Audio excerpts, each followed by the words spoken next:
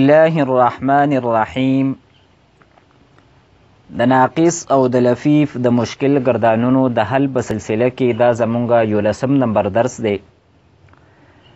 ان شاء الله تعالی په دې درس کې به مونږه د فعل مضارع مؤکد بانون تاکید ثقيله و خفیفه او د فعل امر و نهی مؤکد بانون تاکید ثقيله او خفیفه د دې کوم گردانونه دي نو د هغې د یادولو دپاره به مونږه اسانه طریقه دا ذکر کوو، لیکن ته دغې ګردانونو د ذکر کولو نه مخکې په یو څو خبرو باندې ځان پویه کول دا انتهایی ضروري دي. لومبۍ خبره دا ده چې د ثقیلې او د خفیفې په نون کې څه فرق دی. نو یو فرق پکې دا دی چې د ثقیلې نون دا مشدد وي او د خفیفې نون دا ساکن وي. دویم فرق پکې دا دی چې د ثقیلې نون د فعل مضارع په ټولو صیغو کې راځي او د خفیفې نون دا د فعل مضارع په 8 صیغو کې راځي او په 6 صیغو کې نه راځي. په هغې 6 صیغو کې نه راځي، په کومو 6 صیغو کې چې د ثقیلې په ګردان کې الف راځي او هغه 4 د تثنیې صیغې دي. یوه د جمع مؤنث غایب صیغه ده او بله د جمع مؤنث حاضر صیغه ده. نو په دې 6 صیغو کې د خفیفې نون دا نه راځي. بله اهمه خبره دا ده او هغه مخکې دروسو کې هم مونږ بار بار ذکر کړي ده، خو چونکې د هغې تعلق د دې درس سره هم دی نو هغه بیا مونږ اختصارا دا ذکر کوو. او هغه دا ده چې د فعل مضارع کم گردان دی نو هغه د اخیر په اعتبار سره مونږ په 3 حصو کې تقسیم کړی. د فعل مضارع په گردان کې 15 صیغې داسې دي چې هغه د ضمیر بارز نه خالی دي. کله چې د دغې 15 صیغو په اخر کې مونږ د ثقیلې نون یا د خفیفې نون ولګو نو په دې 15 صیغو کې د ثقیلې او د خفیفې نه مخکې حرف یعنی د فعل مضارع دغه اخرنی حرف دا به مفتوح وي. د نمونه نمبر 1 یعنی د یرمی د گردان نه دغه 15 صیغې موږ سره دي: یرمی، ترمی، ترمی، ارمی، نرمی. اوس د دې په آخر کې مونږه نون تاکید د ثقیلې لګو نو موږ سره به دا 15 صیغې شي: لیرمین، لترمین، لترمین، لارمین او لنرمین. نو که مونږ او تاسو وګورو نو په دې 15 صیغو کې د نون ثقیلې نه دا مخکې حرف دا مفتوح دی.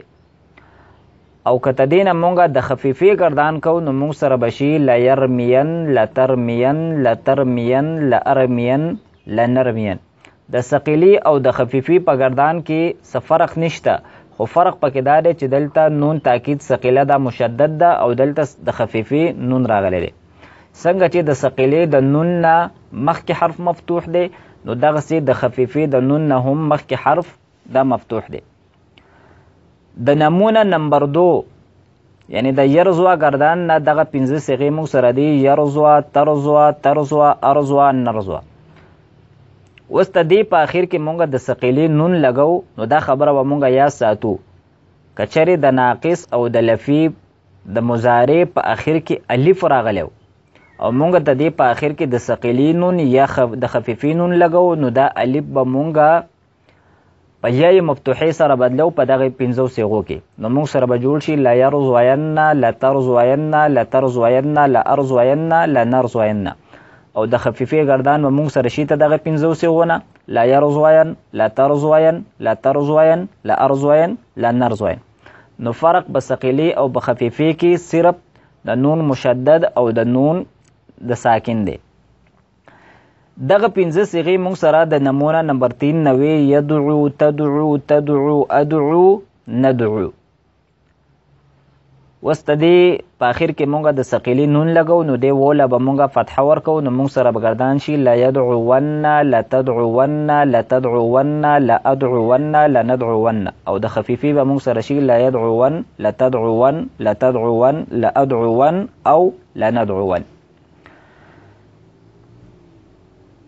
د فعل مضارع د ګردان دویمه حصہ مونږ سره دا وه چې د فعل مضارع په ګردان کې اووه صیغې داسې دي چې د هغې په آخر کې نون اعرابي راځي او په هغې کې څلور د تثنیې صیغې دي. دوه د جمع مذکر صیغې دي یعنی جمع مذکر غایب او د جمع مذکر حاضر او بله د واحد مؤنث حاضر صیغه ده. په دې کې چې دا کومې څلور د تثنیې صیغې دي نو مخکې مونږ دا خبره ذکر کړه چې د دې په آخر کې به نون خفیفه نه راځي. البته دا نورې کومې درې صیغې دي نو څنګه چې د دې په آخر کې مونږ نون تاکید د ثقیلې لګو نو داسې د دې په آخر کې مونږ نون تاکید د خفیفې هم لګو. کله چې په دې اوو صیغو په آخر کې مونږ د ثقیلې نون ولګو او دغه کومې درې صیغې دي یعنی جمع مذکر غایب جمع مذکر حاضر او واحد مؤنث حاضر د دې په آخر کې مونږ نون تاکید د خفیفې ولګو نو د دې په آخر کې چې دا کم نون اعرابي ده نو دغه نون اعرابي دا به غورځېږي. د دغې نون اعرابي د غورځېدلو سره سره کومه د جمع مذکر غایب صیغه ده او د جمع مذکر حاضر صیغه ده چې کله مونږ ته دې په آخر کې نون تاکید د ثقیلې ولګو یا د خفیفې ولګو نو د نون اعرابي د غورځېدلو سره سره کچرې ته دې په آخر کې واوی مده وه لکه څنګه چې په نمونه نمبر 1 او په نمونه نمبر 3 کې واوی مده جوړیږي نو دغه واوی مده به هم مونږ حذف کو او کچرې واویلینو نو مونږ به بیا دغه واویلین له د ضمې حرکت ورکو او دا صورت مونږ سره په نمونه نمبر 2 کې جوړیږي. مثلا دا مونږ سره د جمع مذکر غایب صیغه ده د نمونه نمبر 1 نه یرمونه او د جمع مذکر حاضر صیغه ده ترمونه. اوس د دې په آخر کې مونږ نون تاکید د ثقیلې لګو یا د خفیفې لګو نو د ټول نه لومبې به د نون اعرابي وغورځېږي نو چې کله دا نون اعرابي وغورځېدله نو اوس د دې په آخر کې وای مده ده یعنی د و ساکن نه په مخکې حرف باندې پیش دی نو د ثقیلې او د خفیفې د نون د لګېدلو د وجې نه دا به و به غورځېږي نو مونږ سره به شي د ثقیلې نه دا لفظ لیرمن او د خفیفې نه به شي لیرمن او جمع مذکر حاضر به د ثقیله به شي ته دې د لفظ نه لترمن او خفیفه به شي لترمن. همدغسې په نمونه نمبر 3 کې چې کله مونږ دغه نون اعرابي وغورځو نو په آخر کې واوی مده پاتې کېږي نو مونږ سره به شي د ثقیلې نه به دا لفظ شي لا یدعون او د خفیفې نه به شي لا یدعون او کومه جمع مذکر حاضر صیغه ده نو دا به موږ سره د ثقیلې نه شي لتدعون او د خفیفې نه به شي لتدعون.